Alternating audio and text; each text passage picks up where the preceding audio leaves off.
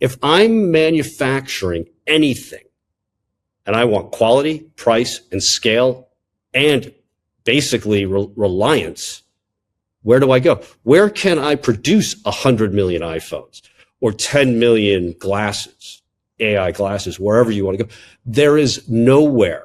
天天听新闻里喊供应链脱钩，现实到底有多打脸？今天咱们说个大实话，如果你现在想造1亿部最新 iPhone 或者1000万副 AI 眼镜，既要低价还要高质量，放眼全球，除了中国你无处可去。大家总以为中国只出口衣服鞋帽，错，冷知识，中国近1半的出口都是中间产品，可以说欧美根本造不出哪怕一件100%没有中国参与的现代工业品。前2年爆炒的稀土危机不过是冰山一角。那美国高管不知道把宝全压在一个地方有风险吗？他们太知道了。但为了季度财报好看，为了眼前的暴利，他们心甘情愿签下了这份浮士德交易。更狠的是，中国正用机器人狂飙对冲人口危机。去年中国新增自主机器人数量是美国的10倍，上海港口靠自动化直接削减了75%的人工，这背后的水到底有多深？咱们直接看今天这段信息量拉满的硬核对谈。Manufacturing is everything, and China has created more moats than you possibly can imagine. And again, before I step off my soapbox here, Jay, everybody, the air has been sucked out of the room talking about rare earths for the last 18 months or so. Rare earths are a MacGuffin. They're a simple one element, important, do not get me wrong, vitally important input to the American economy. But it's representative of hundreds, if not thousands of inputs that American manufacturers are reliant upon China for. And the statistic I give everybody is 47, just under half of China's exports are what are called intermediate goods. These are inputs into somebody else's processing. Only half or so of China's exports are finished goods. So if you stop and you look at the pervasiveness of the supply chain over the course of the last 25 years, you don't just have contractors, you have subcontractors, you have everybody. And show me a product in Europe or the United States that is 100% domestic made with zero Chinese inputs, and I'll be shocked, no matter how basic it might be. So this catfish effect that you're talking about, I completely agree with it. But at some point, American corporations, I believe, quite frankly, they need to be told, you can't do this anymore. NVIDIA shouldn't be selling chips to China. That's nonsense. So when you look at it, you've got to start looking inwardly. And let me be honest, as an American, introspection is not one of America's stronger traits. And I think that's really what needs to take place at this point. I think where China has been fortunate has come from the new age of robotics. I mean, you probably have seen a lot of stories talking about dark factories where you can go in and, you know, there's not a single person that is operating in a factory. It's just all robots. My favorite, call it anecdote, is the Shanghai port. The Shanghai port here has reduced its headcount by 75% over the course of the last 10 years. The majority of the activity that takes place there is all via robots. So somewhat ironically, I think what China faces right now, again, with youth unemployment as an example, and again, those kind of, you know, is China either have a youth unemployment or do they have a demographic issue? What is it? Right. But ultimately, that's a great point. Yeah. Okay. But ultimately, I think where China's looking at the future is productivity, where we know we have this issue. We now have robotics.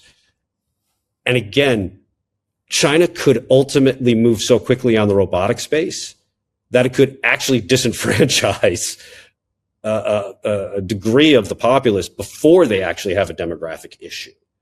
And I'll give you a great point. We all know that everybody's talking about EVs. Chinese EVs are now starting to just go throughout the entire globe. They're everywhere with the exception of, I think, the United States. What China did in the span of time that China was able to accomplish such saturation of the EV market, they're going to do the same thing, but faster on humanoid robotics. I would say robotics across the board. And again, this is an issue that I don't think people have truly appreciated. Again, not to get too deep into the weeds, I'm super excited where there's a really famous company here called Unitree, which has been the preeminent humanoid robotic company here.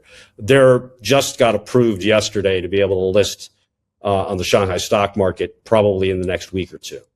It's going to be an issue you're going to see all over the media in the coming weeks. But anyway, again, it's an issue, but I think you need to be careful to discount the ability by the Chinese to be able to address it, or to think that they don't have an understanding of it and various plans in place. But we'll have to see. I can't see into the future much like anybody else. It's an interesting contradiction, though, isn't it? That there could be such a stark demographic crisis, but simultaneously there is a youth unemployment crisis, and those two things got to be at odds. You know, and I've wondered that same thing. Could you replace the workforce with robotics? And I think something like in 2024, China added 300,000 autonomous robots to its workforce. That same year, the United States added, I think, 30,000. So they're moving 10x faster in terms of automating that workforce. I've still always found it just kind of opaque, like, to understand, but could that actually replace the labor force? So I really appreciate your Shanghai port stat that they have in fact reduced the headcount by 75%. Well, that's very measurable, right? And that is obviously being replicated, you know, across, I suppose maybe blue collar. I'm not sure, but that's a measurable stat, right? That gives a bit of color to that. That's really interesting. You shared on BYD. What would you say to the catfish effect concept? Are you familiar with this idea? Not familiar. I mean, I know the catfish effect with regard to Tinder, I guess, but I don't know what it means for BYD. Okay. Yeah.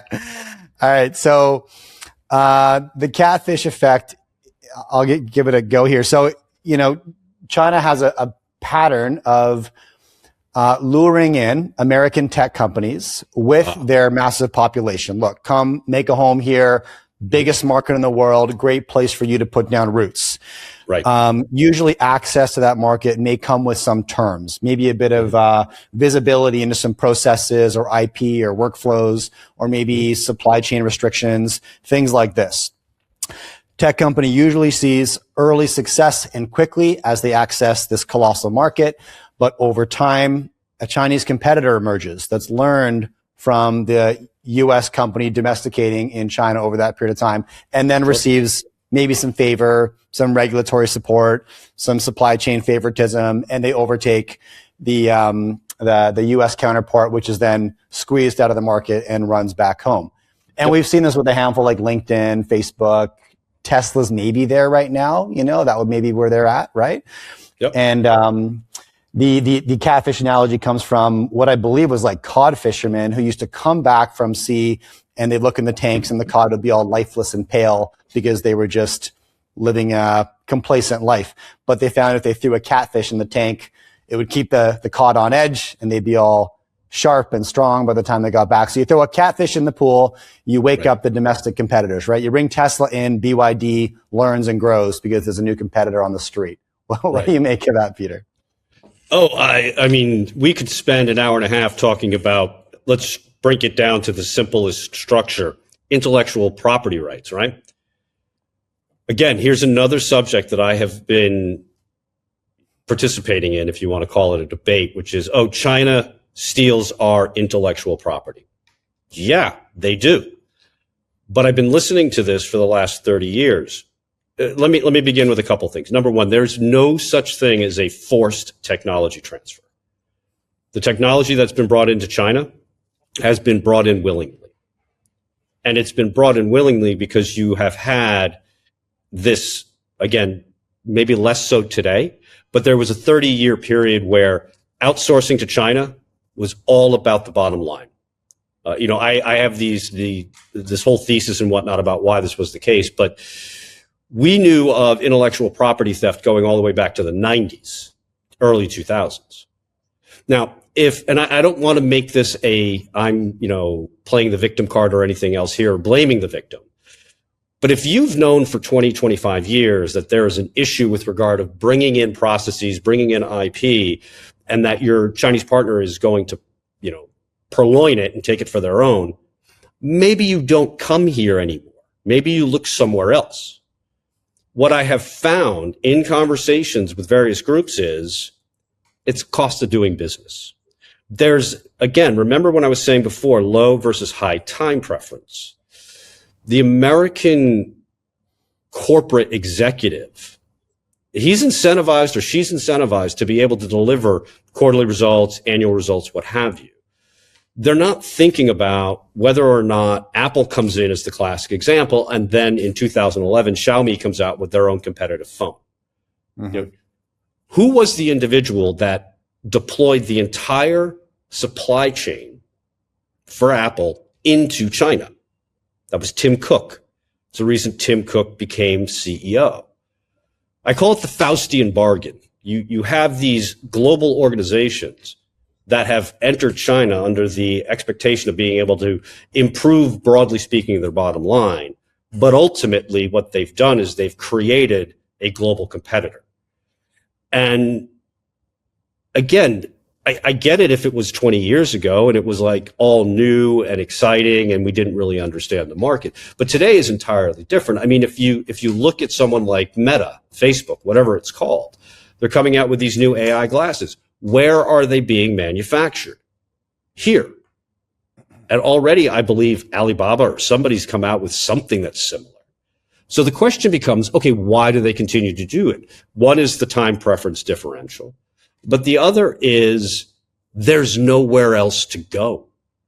看懂了吧？所谓的技术外流，不过是美国资本过去30年为了利润自愿付出的商业成本，这就是最经典的鲶鱼效应。美国把特斯拉、苹果这些大鲶鱼放进中国，本想通吃市场，结果彻底激活了中国本土的产业链。如今，比亚迪造车，宇树科技造人形机器人，已经开始反客为主了。制造业不是搭积木，想搬去东南亚就能立马复制。中国供应链的厚度和急速部署的无人工厂，才是真正深不可测的护城河。那么问题来了，你觉得美国现在靠卡几张芯片的脖子，还能挡得住中国这场全产业链的自动化狂飙吗？在评论区留下你的高见，咱们深度兑现。点赞关注，我是小初，看世界，带你拆解时政背后的底层逻辑。下期见。